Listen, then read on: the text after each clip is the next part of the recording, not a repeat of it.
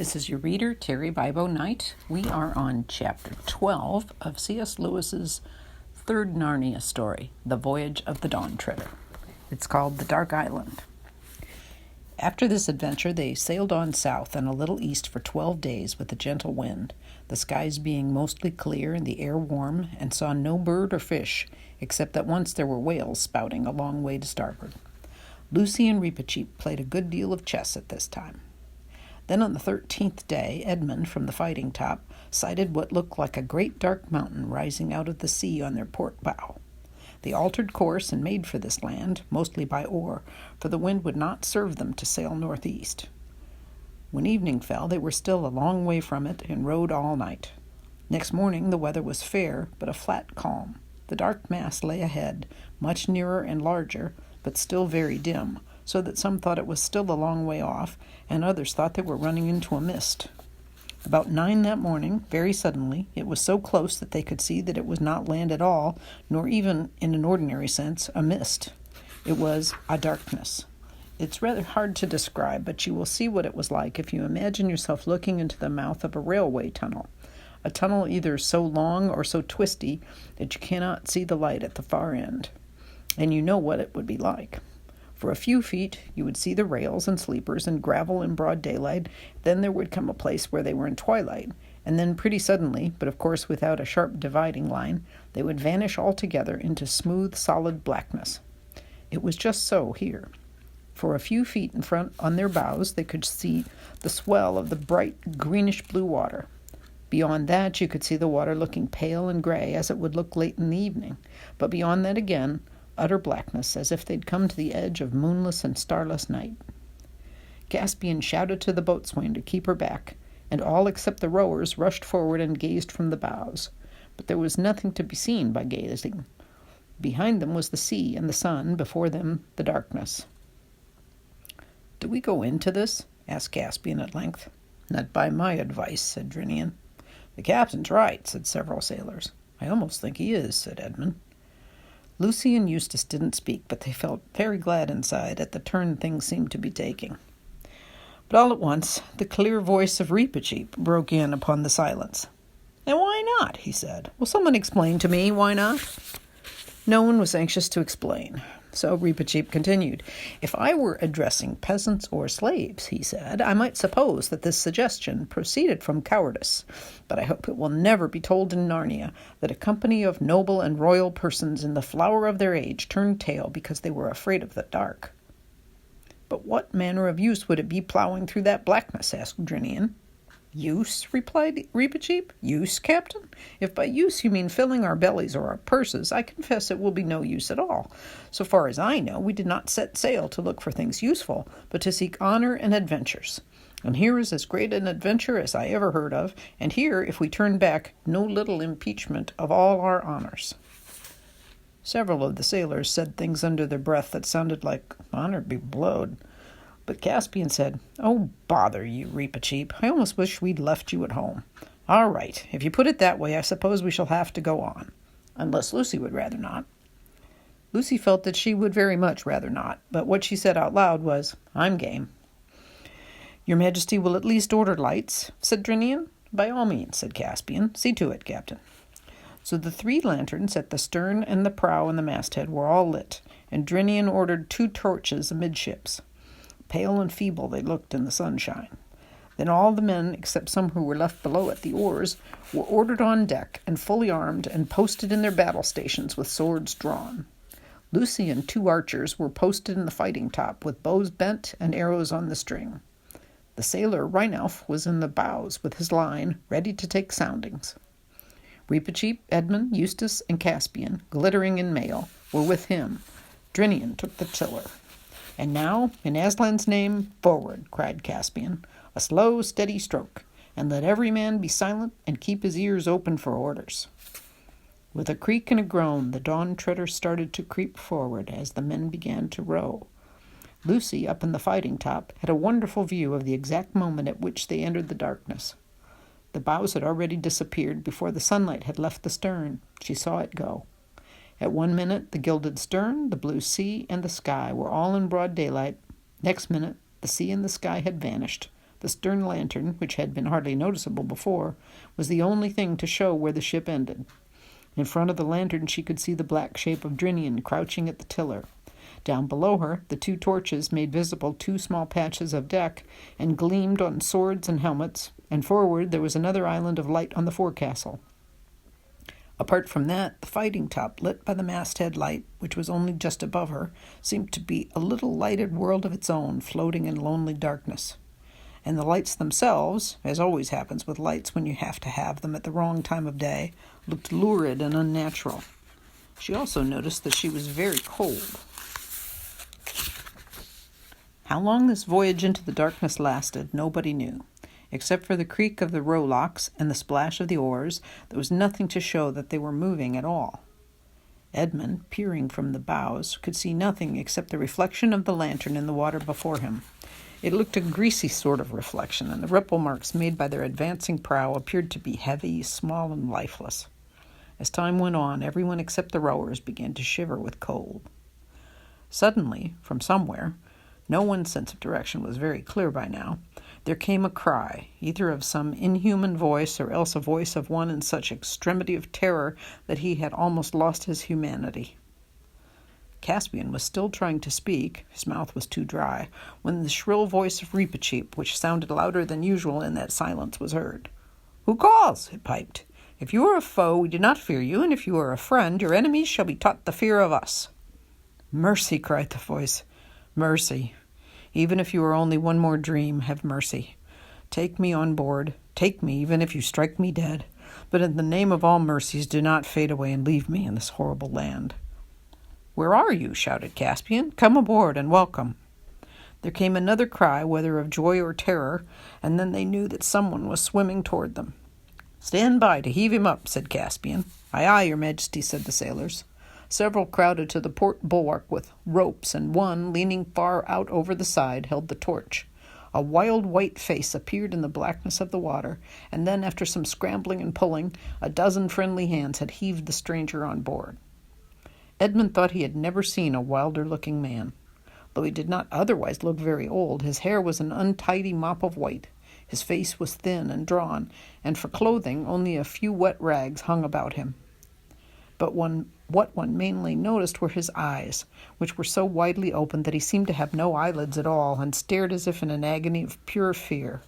The moment his feet touched the deck, he said, "Fly! Fly about with your ship, and fly! Row, row, row for your lives away from this accursed shore." "Compose yourself," said Reepicheep, "and tell us what the danger is. We are not used to flying." The stranger started horribly at the voice of the mouse, which he had not noticed before. "Nevertheless, you will fly from here," he gasped. "This is the island where dreams come true." "That's the island I've been looking for this long time," said one of the sailors. "I reckon I find I was married to Nancy if we landed here." "And I'd find Tom alive again," said another. "Fools," said the man, stamping his foot with rage. "That is the sort of talk that brought me here, and I'd better have been drowned or never born. Do you hear what I say? This is where dreams, do you understand, come to life, come real. Not daydreams, dreams." There was about half a minute's silence, and then, with a great clatter of armor, the whole crew were tumbling down the main hatch as quick as they could and flinging themselves on the oars to row as they had never rowed before.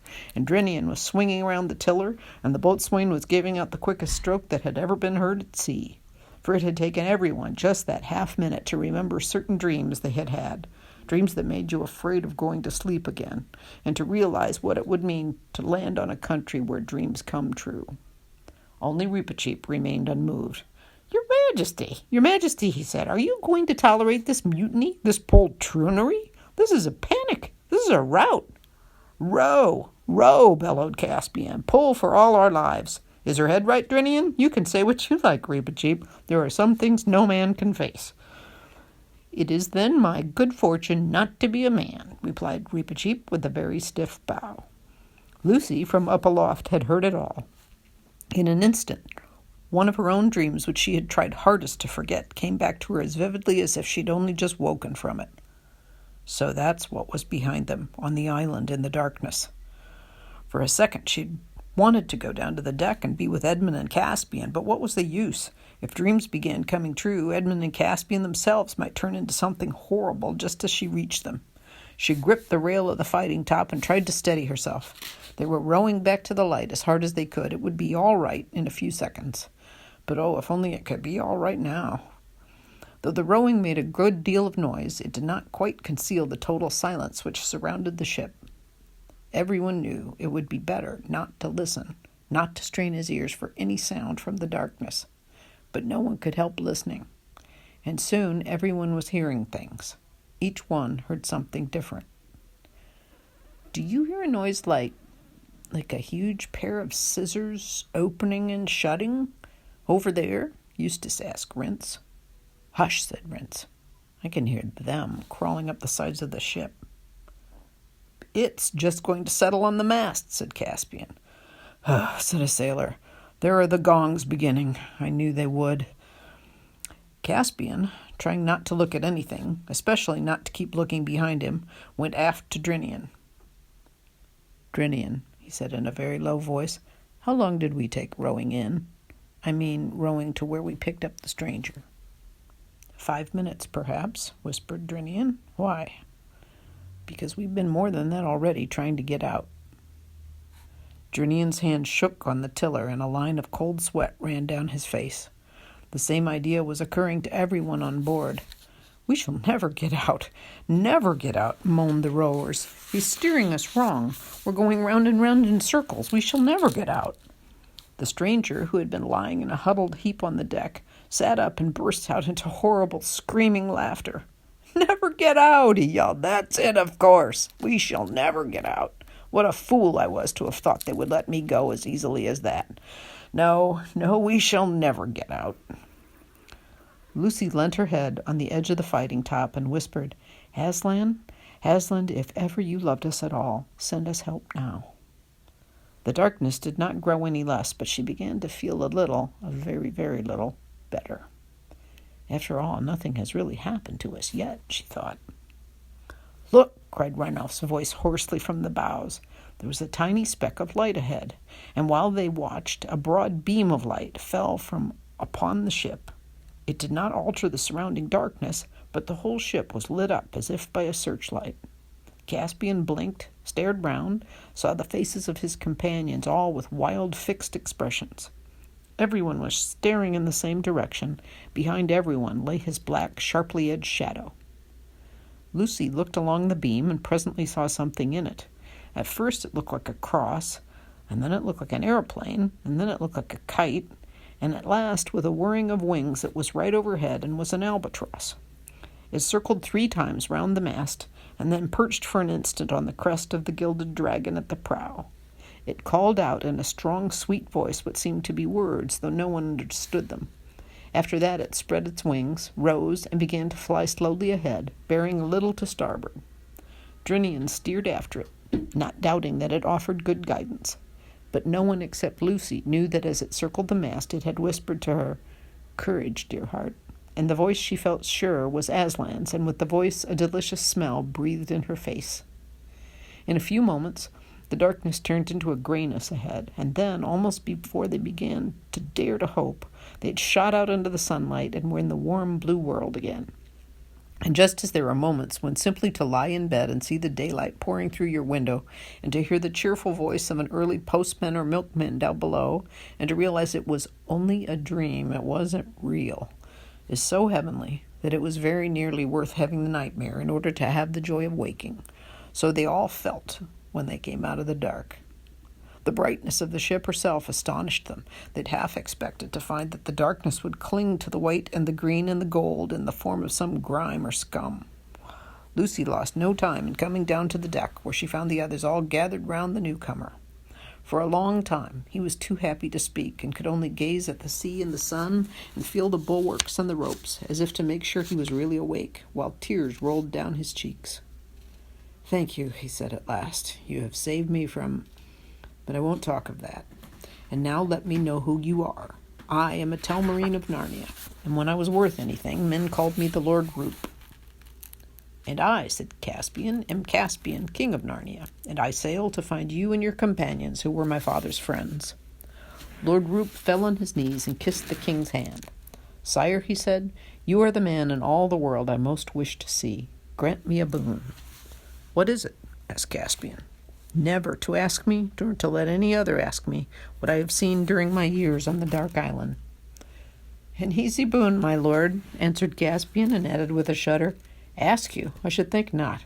I would give all my treasure not to hear it." "Sire," said Drinian, "this wind is fair for the southeast. Shall I have our poor fellows up and set sail, and after that every man who can be spared to his hammock?" "Yes," said Caspian, "and let there be grog all round. Hi-ho, I feel I could sleep the clock around myself." So all afternoon, with great joy, they sailed southeast with a fair wind, and the hump of darkness grew smaller and smaller astern. But nobody noticed when the albatross had disappeared. That's the end of chapter 12.